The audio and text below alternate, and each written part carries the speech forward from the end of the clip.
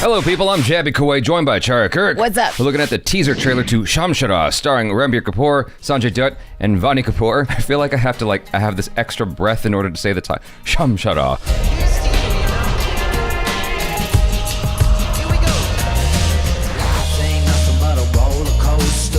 𝐃𝐿𝐴. Because of the, I don't know, maybe I'm overthinking the heck out of it, but I think it's directed by Karan, Malhotra, and this comes out July 22nd, 2022 in IMAX. Wow. In Hindi, Tamil, and Telugu. Celebrate 𝐃𝐿𝐴 with YRF 50 years, only in theaters. So, July 22nd, mark your calendars. Also, hit that subscribe button, bell icon, all notifications. Pretty please vote this up, let YouTube know you're enjoying what you're watching. Are you gonna watch this in IMAX? I wanna watch this in IMAX. IMAX is easier to produce today than it was years ago because of digital. It's just a standard, so that's pretty cool. I'm glad that they're doing that.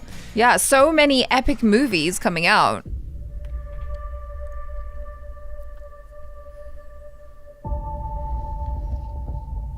Wow. Oh no!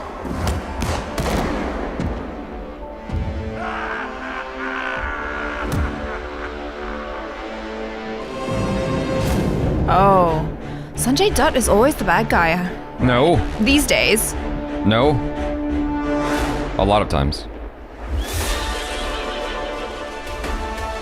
Wow. Kind of like Lawrence of Arabia vibes. Whoa. This is beautiful. Yeah. Wow. Oh my god. I love the weapon! It's dope. Oh, 𝐃𝐿𝐴. There we go. Also synonymous with dope. Hold on, it said something important there at the end. Bandits by duty, freedom, our faith. Karam se dukat, haram se azad. Bandits by duty, freedom, our faith. I don't know what 𝐃𝐿𝐴. I think that's just the name of the dude he's playing. Well, it says, you know, Ranbir Kapoor is 𝐃𝐿𝐴. Yeah. And dope. And dope. 𝐃𝐿𝐴 means dope. Yeah, I mean, with that whistling, it definitely has that kind of old Western vibe. The thing that I wanted to say that I hope people don't get mad at me for.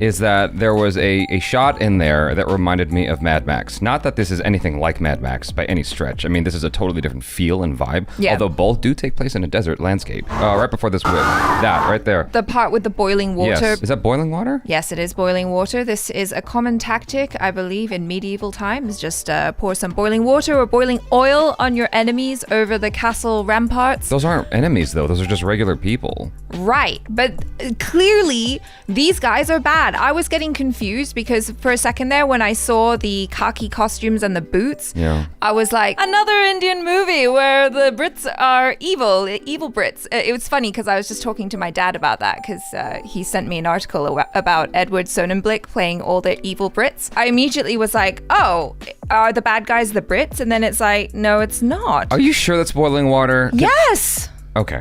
You think that they're just giving the people a shower? I think it's because I had Mad Max in my head, so it was a preconceived notion that I had in there. So what happens in Mad Max is a bunch of people are just so famished and thirsty, and, you know, what's his name, has all the water, and so he cranks it up and then takes it away immediately. It was a really sad part of the opening of the movie. So I thought something similar might be happening here. We have a whole bunch of people who are starving and thirsty, and they're sort of teasing them with this water. I didn't realize it was boiling water. It looks like boiling water to me. Maybe you're right. Maybe, but it looks like it's steaming. It just kind of has that feel of like, let's get these people off of the walls because they're a nuisance and we hate them, and let's pour some boiling water on them. There's also this Passion of the Christ moment here right afterwards with the whipping. Every time I see a whipping scene like this in this sort of landscape, I immediately think of Passion of the Christ, which is a movie that came out years ago. But I enjoy the CGI whip that comes right at the camera. I didn't even think about the fact that the whip was CGI while watching it. It's only while it was paused that I realized, oh, that's an animated whip, because that would be really difficult to accomplish,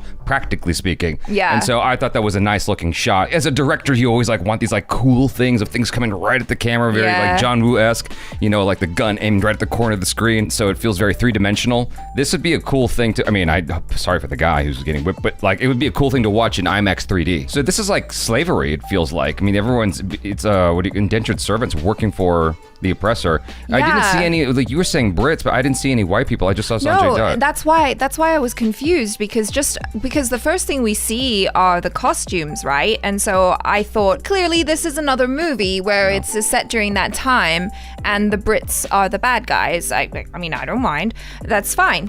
But then I was just like, oh, but they're not though. That's interesting. So the oppressors are fellow Indians, it seems, who have some sort of like military background, and then I'm supposing that SHAMSHERA is a dacoit hero. Yeah, I mean, it said it in the thing. So so it's like the rebels versus the institution, you know? There was one other shot, by the way. I mean, I know it's very common in the desert, but the sandstorm that comes up later on in the video, and Mad Max was a dope-ass movie, okay? Let's all just get on the same page there. It was a dope-ass movie, and there's no problem if it has any influence on anything else, whether it's American or Indian or whatever. That doesn't remind you of Lawrence of Arabia as well? Just the setting and everything, of course, reminds me, but I'm talking about the shot at 38 seconds when the horse is riding straight into the sandstorm, just like they rode all the cars straight into the sandstorm in Mad Max. It was an epic part of the film. I don't know why you'd do that. That seems crazy to me, but I guess you gotta go. So that's the path he's gotta go. Yeah, I mean, it looks stunning. Just the way that everything is composed here, all of the contrast, the texture that you can see in all of the shots, the costumes, everything. It's just like so epic. You know, as an American, to me, it's got a very, very classic feel to the whole thing. Yeah. The very sweeping, you know,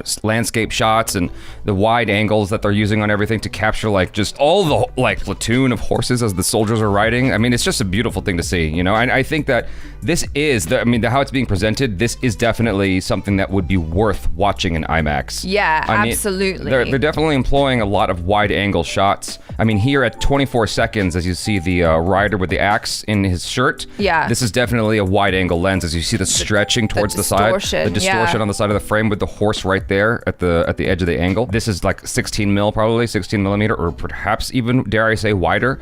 And so what that allows you to capture is this entire landscape, but the artifacts that happen are like the stretching of the subjects when they're near that edge of frame. You see like the horses across the bottom third of the frame.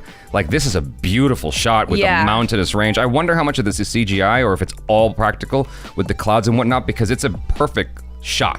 It is. It's beautiful. Beautiful. Like every single shot looks like it's a painting or something. Like, I like the mountains as well, and just how much detail you get to see there. You mentioned Lawrence of Arabia, which is a classic American film, and it's known for shots like this. It's known for having just beautiful cinematography, and so I would watch this just for the cinematography alone. It's great. Yeah. This is one of those trailers where I'm like, oh, I bet like I have American filmmaker friends that would love this. It would like make them salivate at the mouth. Yeah. Just how beautiful the shots are. Anyways, you guys, thanks so much for hanging out. Let us know your feelings in the comments below. I'm 𝐃𝐈𝐒𝐂𝐋𝐀𝐈𝐌𝐄𝐑. Achara Cook. Peace out.